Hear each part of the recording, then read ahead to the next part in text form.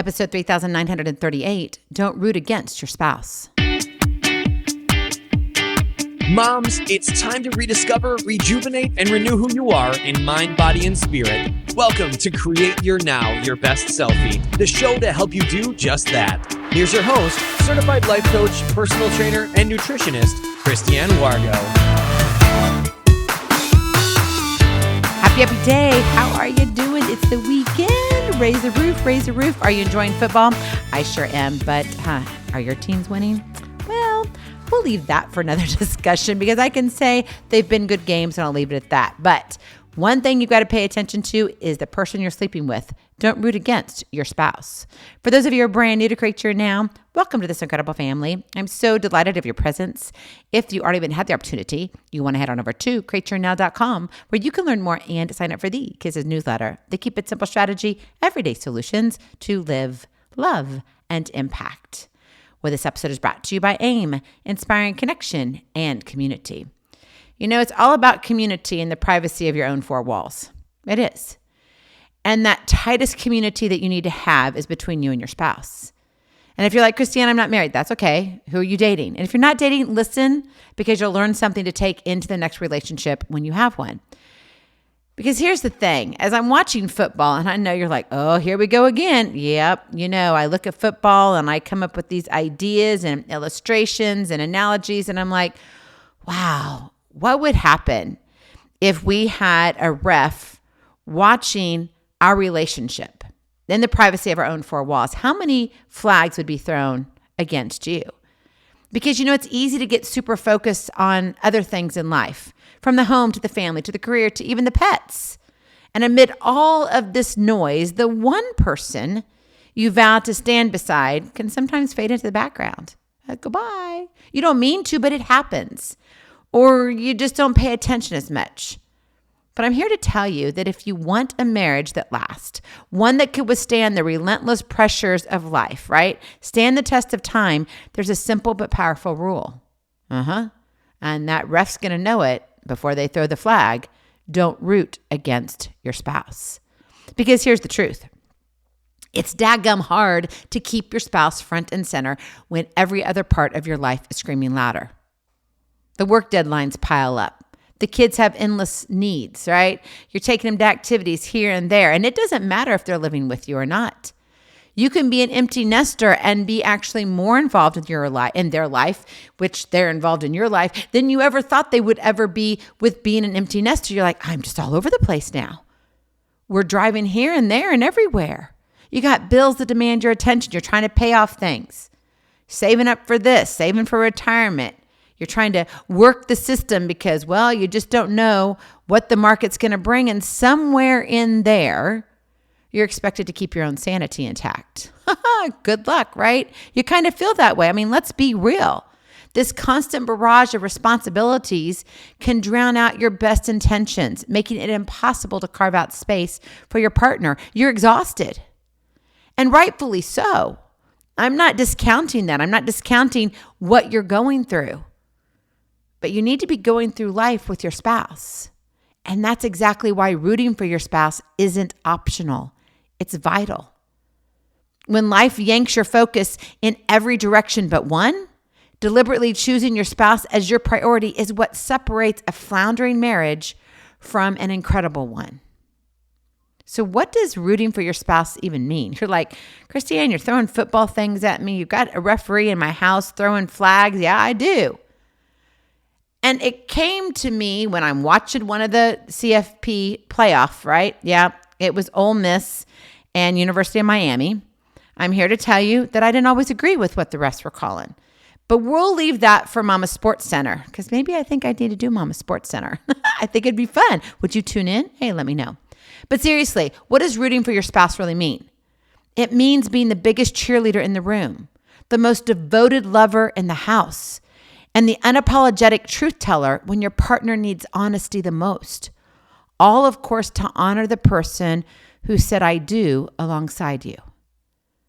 And you might be thinking, is this even possible? Like that just seems like way out of reach. Can two people build a marriage that not only survives, but really thrives through the ups and downs, all the roller coasters, the changes, the moves, and the curveballs life throws at them? Right? You and me? Yeah. Well, I'm here to tell you absolutely yes. Exclamation points. But, and this is a big, big but. You have to want it desperately enough to work for it. And you got to be willing to put in the work. So you've got to root for your spouse daily. That is your Kiss to Keep It Simple strategy. Root for your spouse daily. Because it is a daily choice. A commitment to your union. I mean, what have you been doing lately? How do you show up for your spouse? Is it just, hi, bye, I love you? You send a cute little text. You send a heart emoji. Maybe you send a GIF for GIF or whatever you want to call them. There's so many different pronunciations of those. Do you send a meme? And really, you don't know that you know the meme. Do you send reels galore? Like, oh, here, this is cool. And you think, oh, this is going to solve all my problems. Until you ask the question, have you been watching my reels? And they look at you like, I don't got time for that. Yeah, I know, been there, done that. My husband sends me reels galore. He does. And I love it. That's part of his decompressing and all of that. That's fine. But when he knows that I'm not watching, he's like, oh. I'm like, something personal. You didn't write those. You didn't put them together. I know you want to share them with me, but honestly, I don't have time for that, right? But at the same time, I do have to once in a while show up. Why? Because for whatever reason, that means something to him. Now, me personally, don't tell him. They're wasting my time. Why do you think I'm not on social media? I would rather be sitting here talking to you all day long or having a gathering online. I mean, that's what we're going to be doing soon. We've got the PJ parties coming up. I'm so excited about that. We're going to be opening up AIM. I'm meeting with my team, the people I hired actually, but I consider them part of the team, to complete the website so we can bring home Kairos, a free community, so we don't have to be on Facebook and all these things because I don't like being there. Now, you can invite people from there to come over to us, but what we talk about is real. And I don't want it plastered all over things. I don't want you getting all these weird things that come in because all the information is just sold, right? To marketing companies. And then the companies that are buying into these marketing companies are like, okay, well, we're going to spam him here and spam him there and spam him. Next thing you know, you're like, how did I get this? It's because you used one word. And now you've got 20 different things in your Facebook feed or your Instagram reels. Right? All about this. And you're like, I wasn't talking about this at all. No, but it was mentioned somewhere and they picked up on it. I don't want that for you because what we talk about is real life. Your family. I want to protect you. I want to protect your story. And so when we sit here and talk about relationships, when we sit here and talk about marriage, what have you been doing lately for your spouse? I mean, get real. It's a new year. It's a time for a reset. Wouldn't it be nice to fall in love all over again with your spouse? I mean, think about that. I mean, we've got Valentine's Day coming up around the corner. I know you're thinking, Christy Ann, that is way too far. I understand. It's over a month away. I get it. But you need to mark your calendar. Because even if they don't acknowledge it, you need to. It takes one to start, two to tango. Right? One to start, two to finish, which is that the whole idea is two to tango. Yeah, you get it. My saying. I can't even say it right. That's because I'm so excited about this only in the manner that you can do better. And I believe in you. So what do the holidays look like for you as a couple? In the privacy of your own four walls with the referee standing in there. Having their whole thing like, poof, going to throw a flag here and all of that. Were you cheering on your husband? Were you rooting for your wife? Were you saying, yeah, I mean, this is what I want for our family and this is awesome? Or were you like, just get out of my face. I'm done with this. I'm so done.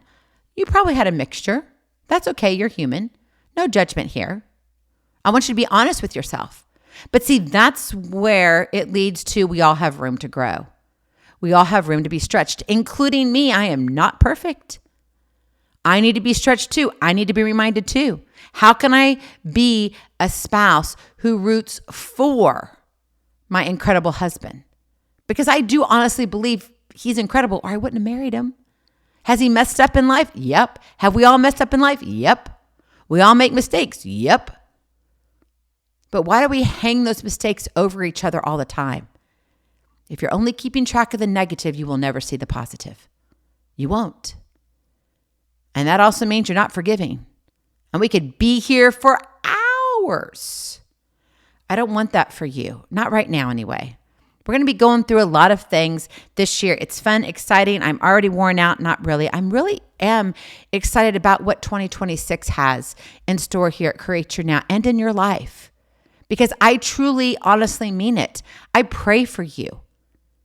God knows exactly where you are. And I pray that when you come here, that you get out of it what you're supposed to get out of it. God meets you here. And it doesn't matter if we're talking about marriage or raising kids or being inspired to go out and do what we're supposed to be called to do, or just being willing to wake up and put our feet on the ground and go forward in the day. Changing our thoughts. I am your biggest cheerleader. I am the one who prays for you. And I mean that from the bottom of my heart. And so I take this stuff seriously. Not because I think I know it all, because I do not. I will never own that. I will own that I'm not perfect. I tried perfection for many years. It doesn't fit me well. Even though I acted like it did and I tried to do things, but it's not good. That's not a good control tactic at all. So how do you root for your spouse daily? What does it look like in real life to be on the same team? Number one, show up as their loudest cheerleader.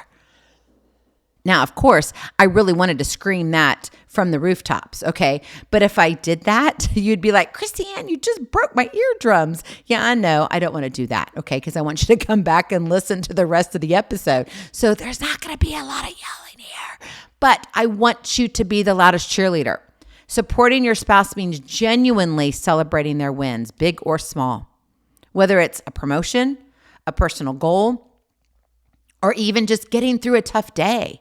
Right? Maybe they had someone spout off at them at work and it just led to one thing after another. Be there for them. Be the person who amplifies their pride, not sows doubt. And that's so easy to do. You want a marriage that thrives when both partners, both of you, feel seen and backed up like a champion in their corner. You want to be the champion in their corner. You want to be rooting them on because you know their integrity. You know who they are inside and out.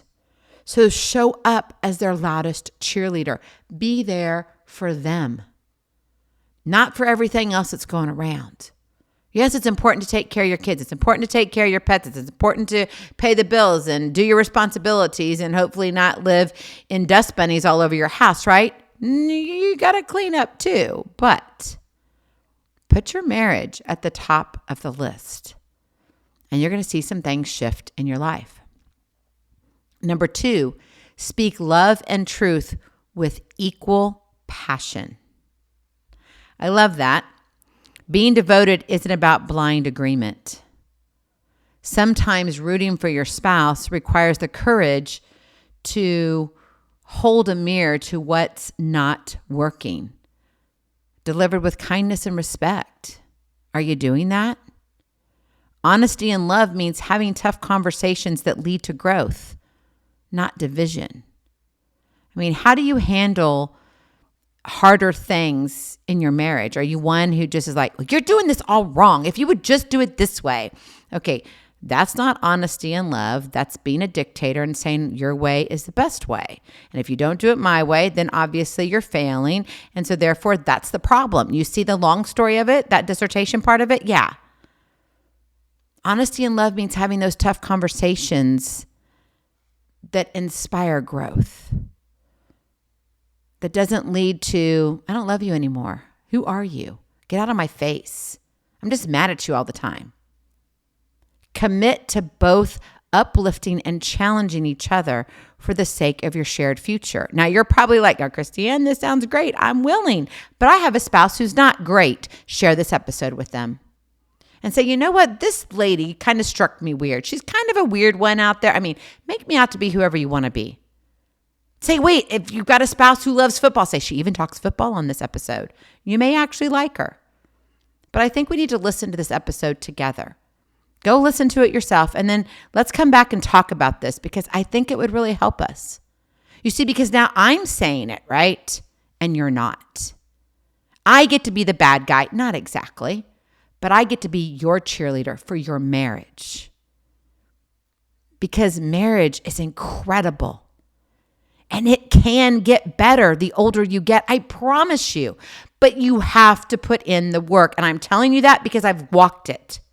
I've walked it. I've had the tornado in life. I've had the thing where my husband came and said, I'm done with you. Okay, not those words. He said, I've fallen out of love. Maybe you've heard those words too. Maybe the same sentence or in a different manner. However it's been said to you, however it's been shown to you, it hurts. And it immediately creates a division. The thickest wall that you could ever have. It's immediately present. And to come off of that, away from that, and be more in love now than when we said I do, now over 32 years ago. We've been together over 35 and a half. It'll be what, 30, or is it 35 and a half, 36 years, something like that. I'm losing track. We've been together a really long time, okay? We've been together. We've been through thick and thin. But it's been a commitment. Commit to uplifting and challenging each other. Share your life together. Being married isn't about dictation, right? It's not being that dictator. It's not saying you will submit to me. That's for a whole nother conversation because that's not what it says. And you know, if you're from a Christian perspective, you're like, oh, but have you read the Bible? Oh, yes, I have. Go back and read it. That's not what it says. So be very careful about what you spew from your mouth because what comes from the mouth comes from the heart. Ouch. I know. I told you I'm going to be real today. I'm real all the time with you because I care. I care. And I want your marriage to be electrifying, not because you're mad at each other, not because you hate each other, but because you are deeply, madly in love for each other and you want to do life together.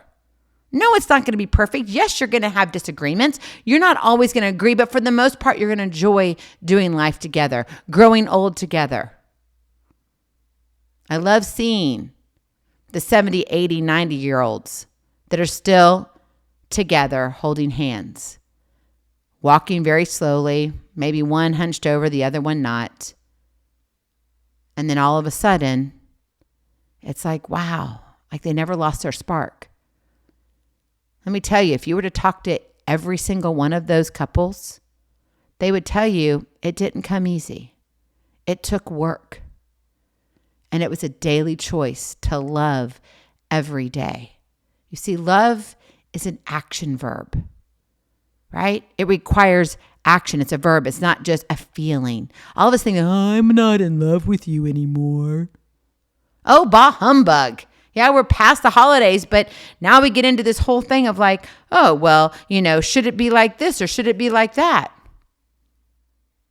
Get out of your mind what marriage looks like to you and to you alone and actually determine together what your marriage is going to be. And then finally, number 3, prioritize your spouse when everything else competes for their attention. Life demands are real. Time and energy, whew. The older you get, the faster you get tired, right? You get drained fast. But nobody else should ever come before your spouse. Not your career, not your hobbies, not even your kids. Rooting for your partner, the one you said I do to, means showing up consistently and making them a priority, even when it's inconvenient. And that's the most important time, when it's inconvenient. That steady devotion is what builds trust and resilience. It's like, okay, I'm going to show up again. I'm going to show up again. I can do this. And some people are like, well, Christine, I'm tired and, all he wants is this intimacy level and all that. Okay, I get that. We're not going to go into that, right? But I understand. Intimacy, there's all different levels. But if you know each other, you trust each other, then you can have that honest conversation and be like, babe, I love you, but I can't do much more. My eyelids are done. Like, I have got to rest. So can we just hold hands tonight? Can we just snuggle? And I know that sounds kind of weird, but when you have a level of communication, when you're rooting for your spouse, not against your spouse all the time. Because if you're this naysayer in their life, do you think that they want what you want? Of course not.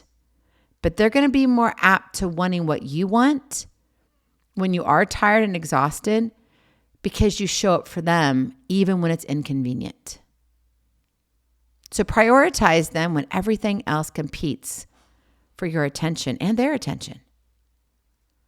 Rooting against your spouse is like rooting against your own team. Yep, we're going back to football. It's a slow bleed that eventually fractures what could have been unbreakable. But rooting for them, it fuels a marriage that can endure storms, embrace changes, and come out stronger on the other side. And that's where you want to be. See, my husband and I, we've had some ups and downs this past 18 months or so. And if I could give you all the details, you would probably honestly sit there and go, holy cow, Christiane, I had no idea. How did you show up for us every single day? Because I made a commitment. We're almost up to 4,000 episodes. I don't take that lightly. And not by numbers where we are now, because technically this is episode 3938, right? 3,938. But we have about 45 to 50 episodes that are not numbered because of how I first started things way back when. Oh my goodness, that was a long time ago. I don't even think about how long ago it was. But when I think about that commitment, right, of coming and showing up every single day for you all, how should it be any different for you to show up in your marriage every day for the one you said, hey, I love you? I mean, think about it. Because often we just kind of go through life because we want to take the easy road. It's nice to have an easy golden road. But that easy golden road can get kind of bumpy sometimes. When we think we're going to visit the wizard doesn't have all the answers. Right? He's just this little guy behind a curtain.